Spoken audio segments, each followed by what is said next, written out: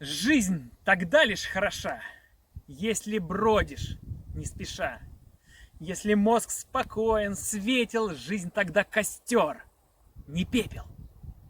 Он горит, не раскаляясь, если жить не распаляясь. Хоть и жаждет дуновения, он смакует все мгновенья. Молод он, задорен, весел и горит до самых кресел, согревая в круге первом тех, кого мы раним нервно. Самых близких нам созданий. Ждем и ищем оправданий. Лишь с огнем не совладали и страстями запылали. Стать истопником искусным есть великое искусство. Ловко управлять конфоркой, чтобы жизнь прожить комфортно.